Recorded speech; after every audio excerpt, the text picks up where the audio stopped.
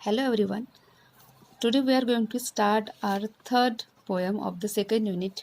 The poem is The Inchcape Rock. This poem is written by Robert Southey.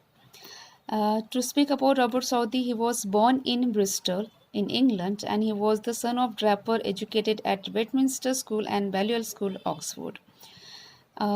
ही जी poem आहे the Inchcape Rock ही poem लिहिल्या गेलेली आहे रॉबर्ट साऊदी यांनी आणि त्याविषयी आणि रॉबर्ट साऊदी थोडंसं इथे सांगितलेलं आहे की रॉबर्ट साऊदीचा जन्म हा ब्रिस्टॉल म्हणजे इंग्लंडमध्ये झालेला होता आणि त्यांचं जी शाळा होती की त्यांचं जे कॉलेज होतं ते त्यांनी आपलं शिक्षण पूर्ण ऑक्सफोर्डमध्ये केलेलं होतं.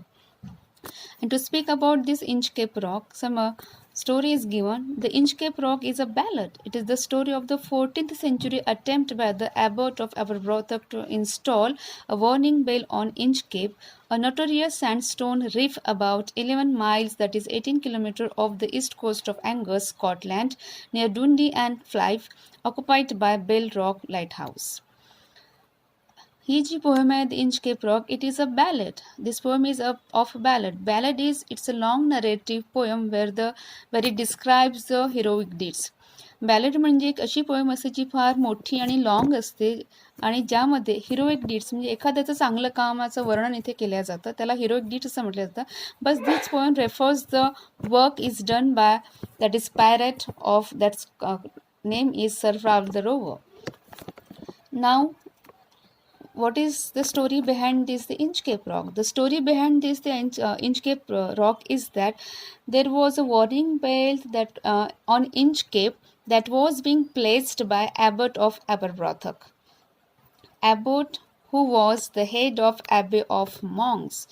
ॲबोट म्हणजे असं असतं की जे नन्स असतात किंवा जे मॉंग्स जे ख्रिश्चन पुजारी आपण ज्याला म्हणत असतो त्यांचा जो हेड असतो त्याला ॲबोट म्हटलं जातं इथे. आणि हे जे ॲबोट होते त्यांनी काय केलं होतं की हा जे समुद्र होता किंवा जे ओशन होते त्या ओशनमध्ये त्यांनी एक वॉर्निंग बेल प्लेस केली होती. कारण व्हायचं असं की जे सेलर्स त्या सेल्स करायचे त्या ओशनवरनं. त्यामुळे कधी समजा वादळ आलं की किंवा समजा असं खूप पाऊस आला किंवा समजा लाटा खूप मोठ्या आणि अशा उसळत असतात त्यावेळेस ते जे रॉक होते ते रॉक कोणाला तो जो खडक असतो तो खडक कोणाला दिसत नाही आणि अशा वेळेस होते की ते जे सेल्स होते किंवा ते ज्या शिप्स होत्या त्या शिप डॅश व्हायच्या त्या रॉकला आणि तिथे खूप जणांचा तिथे मृत्यू व्हायचा आणि जी शिप होती ती सुद्धा ती पाण्यामध्ये बुडायची. So that's why to avoid the loss of human, to avoid the loss of the people, जे ॲबोट असतात त्यांनी या ॲबोटनी काय केलं होतं त्यांनी तिथे एक वॉर्निंग हा जो इंचकेप रॉक होता त्या इंचकेप रॉकवर त्यांनी एक वॉर्निंग बेल प्लेस केलेली होती. The story behind this Inchcape Rock is the abbot of Aberbrothock. Abbot means who was the head of the monk or nuns that we see we can say those who live in churches, those who offer the praise to the god, that is called nun or monks. So this warning bell was placed by abbot of Aberbrothock to avoid the loss of humanity, to avoid the loss of people who are just sailing their ships through this ocean. And some many times what's happened, the Inchcape Rock was not seen by these sailors, and many times their ships were dashed away to this rock, and of course they lost their lives also. So to avoid this, we can say the loss of people, this abbot of Aberbrothock has placed a warning bell on this Inchcape Rock. So the story about this one, that it is for the good, we can say that it is for the good cause, but there were some people who are feeling jealous, who are feeling some kind of hatred about this abbot of Aberbrothock, and how the parrot whose name is Sir Ralph the Rover, how he just once sailed the ship through this ocean, what he saw and what he did for that warning bell. It's all about the story that is called the Inchcape Rock. So let's start the poem. The Inchcape Rock, as I told you, this poem is a ballad. It contains 17 stanzas. No steer in the air, no steer in the sea, the ship was as still as she could be. Her sails from heaven received no motion, her keel was steady in the ocean. Now Inchcape Rock, it is the rock in the sea. And in the first stanza, the poet describes about the weather, the poet describes about the atmosphere at that day over that sea. No steer in the air, no steer in the sea. Steer means here movements. There was not any movement in the air could seen by anyone, and there were not any movements in the sea also. The ship was as still as she could be. The ship was still, means there was not any movement of ship also. It was just standing, it was just floating at the same place on that sea. इथे no steer in the air आणि no steer in the sea याचा अर्थ असा आहे की त्यावेळेस समुद्रामध्ये कुठलीही असं जोराने वादळ वाहत नव्हतं किंवा हवेमध्ये असं म्हणजे खूप काही जोराचा वारा नव्हता आणि जे समुद्राचं जे पाणी होतं ते पाणीसुद्धा अति शांतपणे असं वाहत होतं. The ship was as steel as she could be. आणि ही जी शिप होती म्हणजे तिथे काहीच वारा नव्हता किंवा लाटासुद्धा फार जोराने उसळत नव्हत्या, त्यामुळे ही जी शिप होती किंवा हे जे जहाज होतं ते जहाज अगदी शांतपणे तिथेच अगदी उभं होतं किंवा अगदी ते शांतपणे समोर पुढे जात होतं. आणि ही जी सेकंड लाईन आहे, the second line describes the figure of speech that is personification because the ship was described or the ship has given the qualities of human beings. Personification is just kind of a figure of speech where the non-living objects or the absence are giving the human qualities. That is called the personification. So the ship, इथे ship ही जी आहे त्याला माणसाची इथे quality दिली गेलेली आहे म्हणून ही जी ओढ आहे the ship was as still as she could be. इथे figure of speech आहे personification. Again there is second figure of speech that is simile because there is a comparison between the ship and the human, that is as. इथे दोन शब्द आलेले आहेत as म्हणून हे figure of speech simile सुद्धा आहे आणि personification सुद्धा आहे. So let's move ahead. Her sails from heaven received no motion, her keel was steady in the ocean.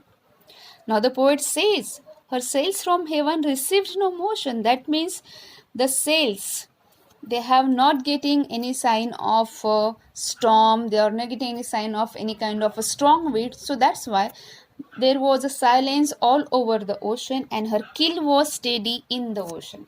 Now here keel means some kind of a steel structure that was placed on the base of the ship.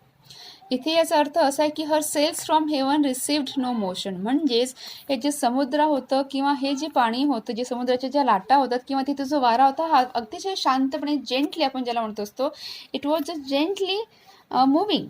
It was म्हणजे आपण त्याला म्हणू शकतो की तिथल्या ज्या लाटा होत्या त्या अगदी शांतपणे पुढे जात होत्या किंवा शांतपणे वाहत होत्या. म्हणून असं म्हटलं गेलेलं आहे की her sails from heaven received no motion. म्हणजे तिथे कुठलीही अशी मोशन नव्हती किंवा तिथले कुठेही अशा स्ट्रॉंग मुवमेंट्स नव्हत्या.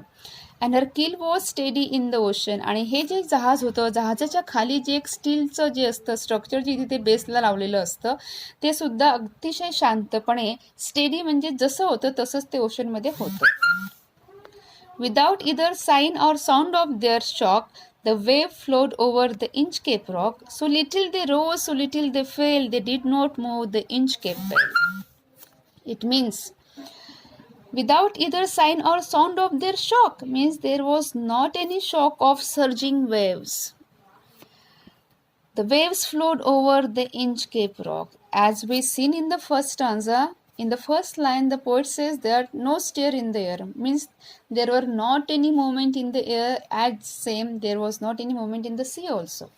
जसं पोएटनी वरच्या स्टांजामध्ये म्हटलेलं आहे फर्स्ट लाईनमध्ये, तिथे काहीच हालचाल नव्हती किंवा तिथे जोराने असा वारा वाहत नव्हता किंवा असं काहीच जोराने अशा लाटा वाहत नव्हत्या. त्यामुळे ही जी लाईन आहे सेकंड स्टांजामधली it reflect the same thing that without either sign or sound of their shock the waves flowed over the Inchcape Rock. म्हणजे तिथे काहीच इंचकेप रॉकचं काही साऊंड नव्हतं, इट वॉज नॉट रिंगिंग. आणि तिथे काही समुद्रामध्ये जोराने लाटा वाहत नव्हते किंवा जोराने असा वारा वाहत नव्हता, म्हणून तिथे कुठलंही साईन किंवा साऊंड नव्हतं शॉकचं किंवा कसल्याही गोष्टीचं. The waves flowed over the Inchcape rock. आणि ज्या वेव्स होत्या, ज्या समुद्राच्या लाटा होत्या ते हळुवारपणे कुठे जात होत्या, कोणाला टच करत होत्या, तो इंचकेप जो रॉक होता त्या दगडाला, ज्याचं नाव आहे इंचकेप, त्या दगडाला त्या जाऊन त्या आदळत होत्या. पण that very slowly, that was happening very gently. So little they rose, so little they fell, they did not move the Inchcape Bell. So here the poet describes about the waves. How was the waves? The waves were rising very little. And so little they fell. म्हणजे ह्या ज्या लाटा होत्या त्या लाटा अतिशय म्हणजे फारच हळू अशा उंच होत होत्या आणि त्या फार हळूच अशा जाऊन त्या तिथे त्या इंचकेप रॉकवर त्या जाऊन आदळत होत्या.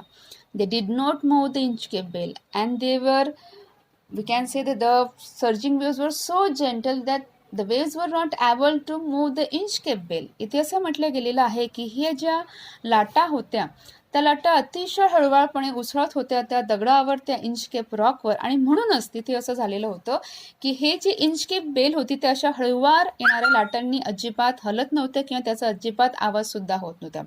It means whenever there is a strong wind, whenever there is a moment of storm, whenever there is a surging waves are so much strong, so much there might be high tide, at that time only the Inchcape bell could be rung.